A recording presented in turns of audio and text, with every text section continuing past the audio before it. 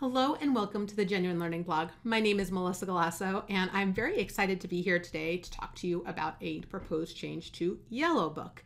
So we have been kind of waiting to see how this was going to play out. The AICPA last year issued their quality management standards, SQMS 1 and 2, and we were kind of wondering how that was going to work with Yellow Book. And very early on, Jim Dalkin was pretty clear about that at the GAC conference last year for the AICPA and said, we're going to wait for them to issue it, and then we're going to figure it out. And they have figured it out. And so they've issued a very narrow, it's not a full update of all of the chapters of Yellow Book. In fact, it only impacts 2 chapters. The first one obviously is quality control. Second one is a very small update related to key audit matters because of changes in the audit standards. So let's take a look at what they are proposing. So this proposal came out on January 30th of 2023. Comments are due April 28th. So always a good amount of time. But notice, I think this is kind of interesting, that they are calling this the Government Audit Standards 2023 exposure draft, which means they're looking to get it out before the end of the year.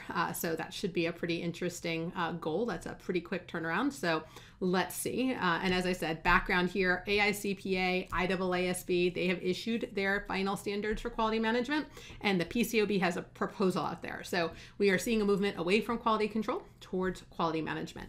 And so in terms of major changes, the first one is it's not going to try to make people do 2 things, to do duplicate effort. And I think that's really important because many of the firms are subject to the AICPA's quality management. However, state auditors are not subject to the AICPA's quality management. And since Yellow Book really addresses both independent public accountants as well as government audit organizations, they recognize that it might be a lot of work for an organization that is an independent public accountant, right, a CPA firm, to have to do 2 conflicting sets of standards. So what the first thing they announced was they're going to allow audit organizations that are already subject to either the IAASB or the AICPA's Auditing Standards Board quality management. They're going to let them comply with those standards and just a couple of extra Yellow Book specific requirements, again, trying to avoid burden of having to design multiple quality management systems, right? That's not really helpful. Consistent with the AICPA changes, they also added emphasis around leadership, right? So if you want quality, management can't be talking about efficiency and budgets and never talk about quality, right? So leadership is really important. Senior leadership needs to take an active role in quality management, and that's really around the culture and the ethics of the organization. So very similar to the AICPA, really diving into that culture of the firm and how to make quality front and center. They also, very similar to the AICPA's proposal, add a risk assessment process. So as part of this, they are going to request that you go through and do a full risk assessment, identify the objectives, what are the risks to achieving that, what is your risk response. So very similar to the AICPA, they're adding the entire risk assessment section to the Yellow Book. And also information and communication, another area that was new to the AICPA standards. And so you can kind of see that consistency there, and so it's part of the framework. So that leaves us with 8 components in here, starting with risk assessment, right? So the risk-based approach starts by trying to figure out what is the risk to quality, right? What could go wrong? Why would we issue a bad report? Why would we not have an audit or any type of engagement that doesn't, meet the standards? And so first off, we really need to understand where our risks are, and then how we take those quality objectives, we identify, we assess the risk, and then we design and implement the responses to those risks. So basically AUC 315 for the CPA firm or the government audit organization. We still are going to retain our governance and leadership, independence, ethics, initiation, inception, acceptance, continuance, engagement, performance, resources, which we're going to address multiple types of resources there. And then again, the new one, information communication. How do we identify, capture, process, and maintain relevant and reliable information related to quality? Right? Are we tracking who our, repeat offenders are? How are we doing a really good root cause analysis into them? Are we, recognizing that we're going to need to be able to scale? Larger organizations that are more complex will do it differently than a smaller organization. And then obviously monitoring and remediation, key areas, we're really focusing on that root cause analysis.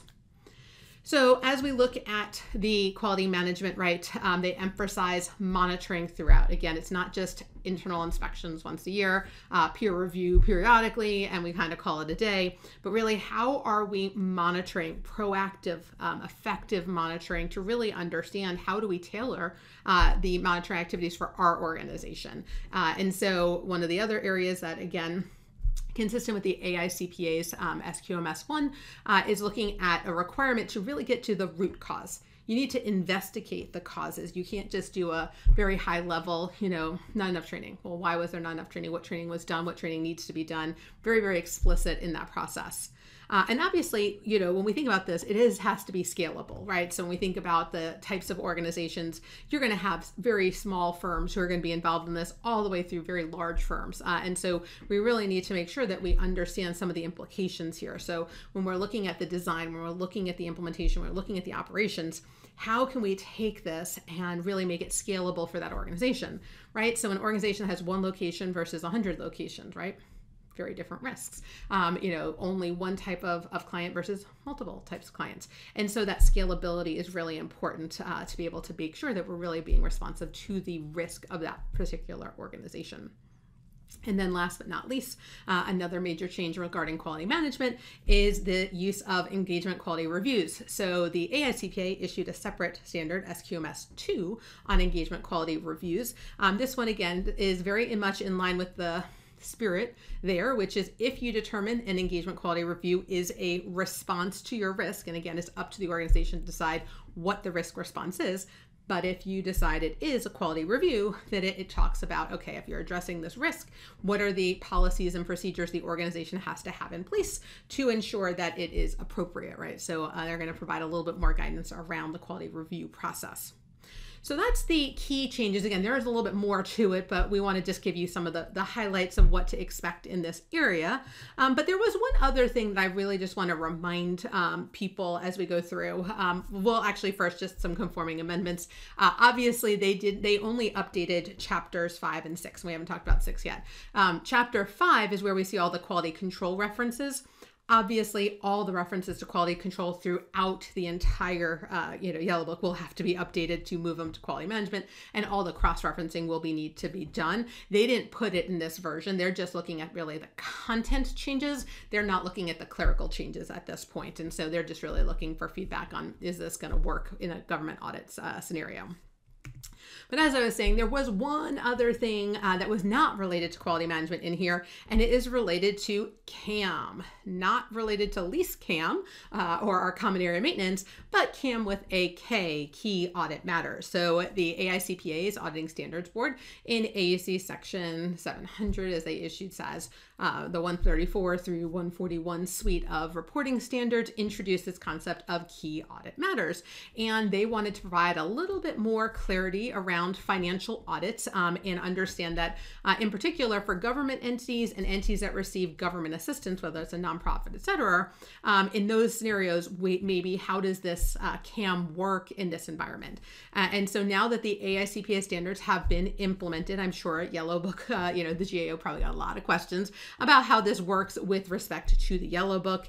And so again, you're not mandated to issue CAM. You're only required under AUC Section 700 to issue, to write CAM if you're engaged to do so. So if you're not engaged to do so, you don't have to do it.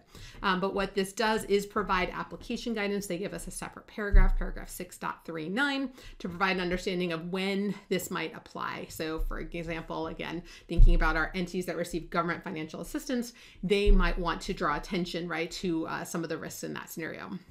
And so again, they're not mandating the use of CAM, and they do not, prohibit you from issuing a standard report that conforms only to the AICPA requirements. But this is just basically allowing for the use of CAM and when it might be appropriate in a Yellow Book engagement.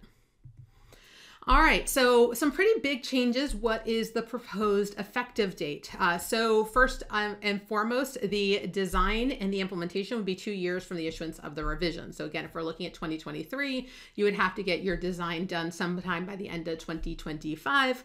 And then once you've designed and implemented it, then you would have your evaluation 1 year later. So basically 3 years, looking at 2026 in this scenario. However, because again, many of these organizations are already going to have to implement the AICPA standards or the IAASB standards, they are allowing for early adoption here. And so hopefully that gives a little bit more flexibility, especially to the firms who are doing this in phases. A lot of firms have said the AICPA standard is not going to be something they do as a big bang. They're going to go through it piece by piece and implement pieces of it as they're going through, so that they don't just wait to the end to implement. They're really doing a nice phased in approach.